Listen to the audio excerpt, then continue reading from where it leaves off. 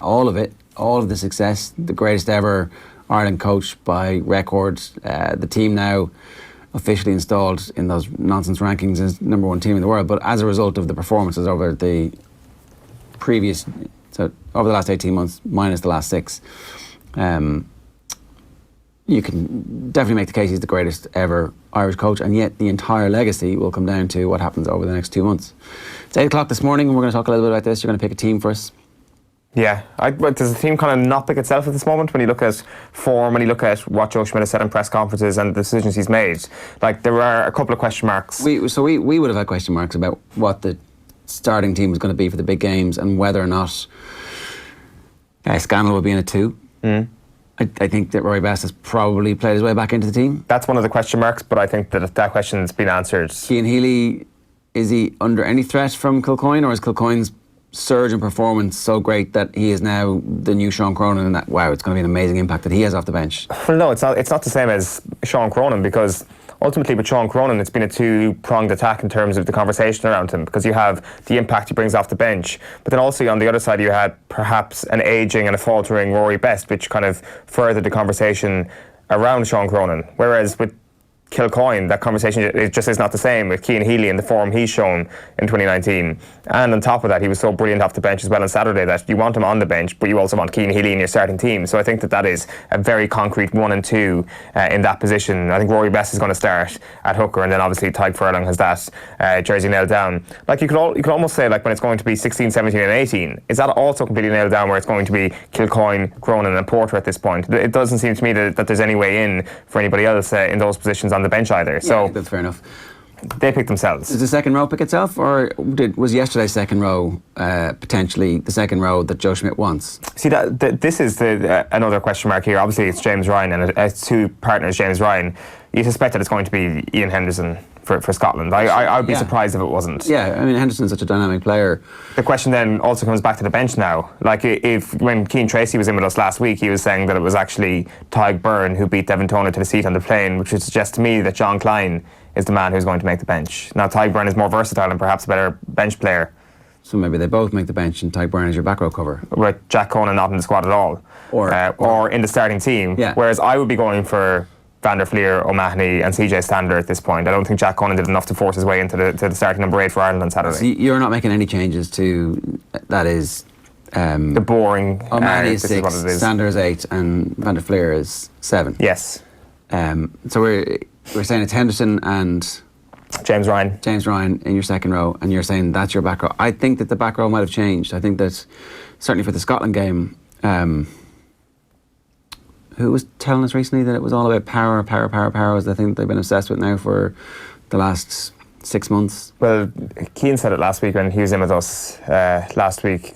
Alan has mentioned it as well, Alan Quinlan, when he's been with us. Like, it has been the theme, and with power, you're thinking to yourself, South Africa. Yeah, and I think that you've got to get that game going against the Scots so that you're fully confident in it, which I don't think it was, was there a reason that O'Mahony started at 7 last week? And I think there was, and I think that O'Mahony might start against Scotland at 7, which would give you the opportunity to play the 2 lads, Stander at 6 and Jack Conan at 8. So I'm not sure that it's Conan's performance at 8 that was the most important of the selection issues. It was Stander good enough at 6 that taking Peter O'Mahony out of that gives you feel confident, and was Van der Fleer at 7 so superior to O'Mahony that you have to have him. And I'm not sure, he's obviously such a brilliant player, but I haven't seen the stats for the number of tackles. If he's up around the 20 odd, then, well, geez, you've got to pick him, because that's the sensation that he is, and that's the stuff that he does. And I don't know, I would say that at the moment it's more likely to be the big lads as opposed to Van der Fleer at 7. It's a completely different looking backline. There's no question about that. Just by one little shift, by bringing Conan into the team, by moving Stander out to 6. And I do like Stander at 6, and I think Quinlan has said it as well, that he does like the look of Stander at 6. He was even making the point on Friday that if he didn't play well at the weekend, you're looking at CJ Stander as perhaps your new impact sub, because actually it might be a short burst CJ Stander, which is the best CJ Stander in the year 2019. But actually, he was pretty good on Saturday. He's very good on Saturday, and he's probably nailed his place in the starting team. But where was he playing on Saturday? And that is the question you have to ask yourself. What is the TJ Stander you want? So I agree with you that there is a completely different dynamic to that back row. I just think that when it comes to the basics of the actual role of the flanker, I think Josh van der Flier executes it extremely well at 7. I think Peter O'Mahony at 6 and TJ Stander at 8 is safe. But there's a reason why it's safe. It's because it's tried and trusted. They're all absolutely top-class talents in those specific positions. Yeah, I don't know. And I'm just not sure about... Like, I can see the appeal to Stander at 6 for sure, but where have we seen CJ Stander's best form in an Ireland jersey? It has still been at number 8. When, though? How recently have you seen that best form? Okay, not this year. Yeah, not so this year. I accept that. But is there kind of a trend at this point towards the whole Joe Schmidt has something up his sleeve in terms of peaking that actually might be true? That actually what happened in Twickenham a couple of weeks ago was really a pre-season moment. They were a week behind England. England were flying. Ireland probably still had their tails down to a certain extent about what happened earlier in the year. There are reports about them knocking the heads off each other in training in Portugal the week before. Perhaps that was all true, and maybe it was just a really tired performance, and maybe the Six Nations this year didn't actually matter as much as anything previously did in 2018 to Joe Schmidt, to this team, and that they have kind of tricked us all a little bit. So, like, there are elements of that performance on Saturday. Like, it was their best performance of the calendar year. I mean, the bar is very low, and it's only a friendly. I get that, but it wasn't, just because the bar is low doesn't mean... The performance was grand. It wasn't sensational. It was still better than probably anything in the Six Nations. Okay, but so who cares? So what? But what I'm saying is that you're actually kind of turning the clock back a little bit. You're actually suggesting that 2018 might not have been the very, very peak and that everything from there is now downhill. You're now flirting with the idea that peak that was achieved in 2018, say an 80% or 90% version of that might be possible this autumn. That's all I'm saying. And they have to go much further than that because other teams have vastly improved since that year. Nobody else... It's true. Nobody else was putting their best rugby down at that stage. Like, everybody else was trying stuff out and new combinations, and since then they've vastly improved. So that's not going to be good enough. And as a result, I think that if the team is still exactly the same team with 6, 7 and 8 the way you've outlined it there, then we're going into the World Cup not taking it as an article of faith that those players are going to play their best ever rugby to get us to at least a semi-final and then beyond. And that wouldn't seem like the greatest management of all time. It would. I do see your point. I just disagree with it. I just don't think that if you are actually kind of coming close to a level that you expected this Ireland team after what happened last year, that you don't play Van der Flier and Peter O'Mahony either side of CJ Stander. Like, granted, Jack Conan's had a pretty good 2019, especially in the blue of Leinster, and there were actual conversations about himself versus Stander for the 8 jersey. Even if you want to start Van der Flier and Peter O'Mahony, you could have had a conversation about Stander versus Conan for the 8 shirt. And I accept that it's a difference. Like, we still beat Scotland in the Six Nations. It was a bad Six Nations. We still beat Scotland. Like, without getting ahead of ourselves too much here, it is still Scotland. That if you are thinking of a wild card, if you are thinking of a different way to play the game, start with the boring, with my back row. Bring on Jack Conan, try it out for the last 20 minutes against Scotland if you're in a good position. But what if the game's gone? Hammer that home. And, well, like, you've got to back your team that you're going to be in the ascendancy against Scotland. Yeah, and so that's why I think that if your plan to beat South Africa in a quarter-final is about matching them for power, the first time that you unveil that power game cannot be in that game. Well, that's what I'm saying. Do it for the last 20 minutes against Scotland. Do it won the game, and everyone's got tired. Like, I accept that your back row is still absolutely top class as well. I'm not saying that it's crap or anything like that. I'm saying that it would still be good enough, even if the game was in the melting pot, to try something new or to try hammer home a victory. If we're up by 2 points against Scotland with 20 minutes to go, I would be happy with your back row coming in. I would take Van der Flier off, bring Conan in, and shift Stander over to 6. It is something that can happen, and obviously Peter O'Mahony over to 7. That is still something that should be able to win a test match against Scotland. There are 2 different varieties here, and we should be able to give ourselves both of those options throughout the group stages. Why wouldn't you do it, though? Why wouldn't you? If this is your master plan, why not try it out? Because the chances are that the original back row actually might just be getting back to form. But okay, as head coach, that form is going to be good enough to win, irrespective of what happens. Well, if you think that it's going to come back to last year's level, then yes. And last year's level is going to be enough to beat this year's South Africa and this year's All Blacks and this year's Australia and this year's England? But that's the question, is it? By your question, you've got a flat no. There's no bending that whatsoever. It's hard to argue against that point given how good South Africa had been this summer. But really, have we forgotten how good we were at the end of last year? Twickenham was great, right? But it was against an England team that had no ball carriers and that was shorn of confidence. They're going to have those ball carriers and they're going to be rampaging with confidence. Mm-hmm. That would be a great game, right? I would be really interested to see how that game would happen now. That team playing that well versus this England team. I don't know if I'd make Ireland favourites. I probably wouldn't at this stage. But do you make them favourites by into the fact that you've got Van der Fleer on the bench now?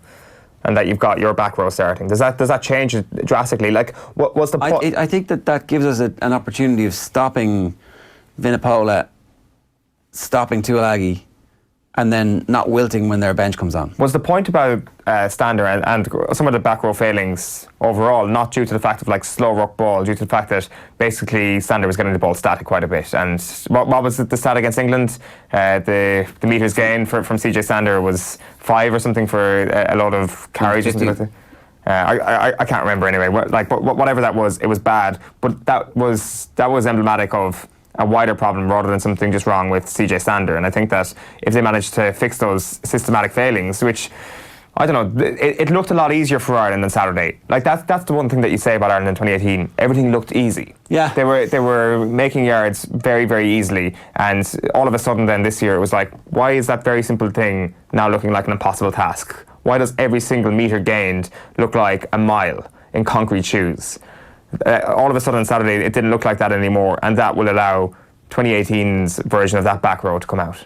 I saw a stat during the week that a team ranked second going into the World Cup has never won a quarter-final. Good omens about facing New Zealand in a quarter-final, maybe, says Darren.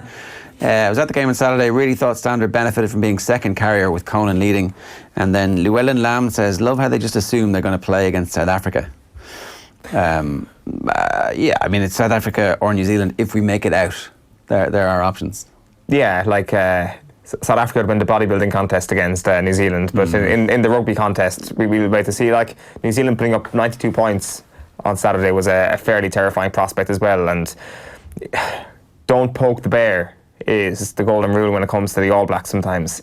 And it seems that the Springboks have poked them. That I'd certainly be making the All Blacks favourite for that game in the second day of the World Cup. You're not concerned about Joe Schmidt saying that we need to win? Sorry, the backline picks itself, does it, for you at this stage? Yeah, Murray, Sexton. I think Ringrose is on the bench now. I thought he was good when he came off the bench, but I think it's Aki and Henshaw. I think you've got Stockdale and Earls in the wing with Kearney at full back. We can reevaluate that if the Earls injury news is bad. Kearney was pretty good, wasn't he? Yeah, he was outstanding. That's the benefit of having a full back who knows where everything's going. He was, exactly. What's happening. Yeah, especially with that try-saving tackle early in the game and stuff like that. Just the positional awareness and the cover-saving. Yeah. He's outstanding, and I'm not going to lie, I was a bit surprised by how good he was at the weekend, because there was kind of a feeling that perhaps everybody's just on the downward spiral at this moment. And yeah, I thought he was fantastic. So it picks itself. Like, obviously, when it comes to Sexton was also good. Very, very good. It also comes down to the conversation around the substitutes as well when it comes to these sort of things, that like McGrath, Carberry, Andrew Conway is probably what you're looking at. Like, Conway's number 23 I really like, and that's probably what Joe Schmidt is going to go for. Also as well, we're coming into this, like, do we take this... So Ringrose on the bench? Oh, Ringrose on the bench, of course. I should have probably written down my my actual substitutes before going into this. Ringrose your 23.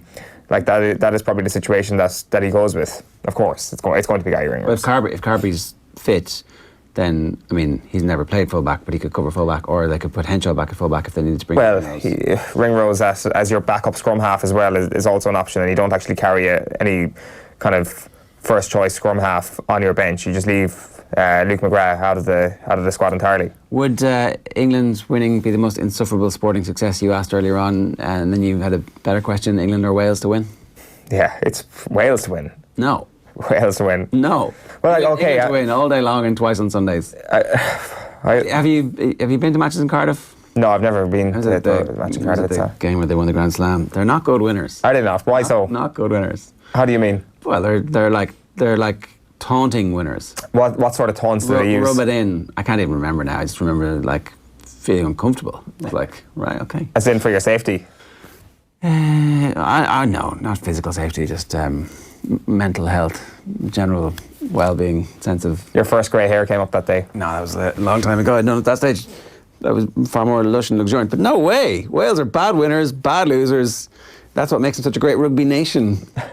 Well, and are we saying that England are good winners? England are decent winners, yeah. I guess they're more used to having the complex of being better than you. Yeah, so it's like, it's almost unexpected. What about the Cheshire Cat smile of Eddie Jones when they win the World Cup? See, Eddie Jones will be out of our lives straight away, won't he? That's the end of him. Gatland is out of our lives as well. I mean, yeah, but just replace him with somebody else who will constantly have a go at us. The chances are they'll probably replace Eddie Jones with somebody similar as well for England. I'm not saying that this is that I want Wales to win the World Cup. Ideally, they both won't do that thing, and that is why I pose the question, because they're both pretty insufferable. But for me, England are a king potential insufferable nation at this moment. Okay, and then the last thing, are you in any way concerned about Joe Schmidt saying we need to win the quarter-final? Well, to be honest with you, didn't bother me at all until you mentioned it this morning. But has he mentioned this before? Has he spoken specifically about reaching the semi-final and the hoodoo that it has now become of the World Cup quarter-final? I'm not so sure. As I say, I didn't really notice it until you mentioned it this morning. So it's not great when any coach is saying that they specifically aim to not go all the way in a tournament. But then there's a realism to that as well. And I really do think that maybe at the time, if we lose a World Cup semi-final, especially to another Northern Hemisphere nation, there will be disappointment, because nobody wants to lose a semi-final. It's a terrible time to lose, especially in any tournament.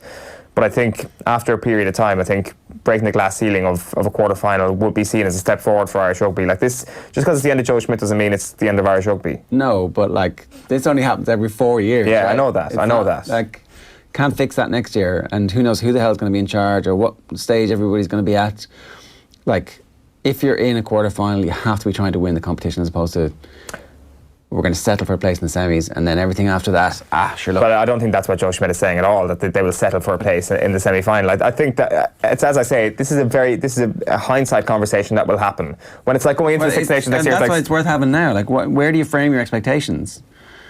So we fall short trying to win, or we win. Well, Joe Schmidt and have a massive national party because we win a quarter-final. No, Joe Schmidt is such a process-driven coach that his expectation right now is to put in a good performance against Scotland. Sure, and that's why I'm saying it's so weird that he's already focused on we need to win. It's unusual, I'll give you that. Yeah, it's not something that I recall Joe Schmidt talking about before. But would you, if you gave me a win against South Africa or New Zealand in the World Cup quarter-final, I think you take a defeat in semi-final now. We take every game as it comes. No, I'd rather crash out in the group stages than go. Yeah, grand. Really, you'd rather crash out in the group stages than lose a semi-final? Well, if you're saying it now, right? If my risk is there's no chance of you winning, but you're going to lose a semi-final. This is obviously a complete bullshit hypothetical situation. Or anything else, all the other things are on the table. I'm taking everything else because I want to win. Do you realise you're Irish? That is not the sort of mentality you're supposed to have as an Irishman. Right, it's 17 minutes past 8 this morning. We're talking camogie next with the former Galway star Aisling Connolly. First, here's the Galway boss, Cathal Murray, in pretty good form, speaking with Maura Tracy yesterday.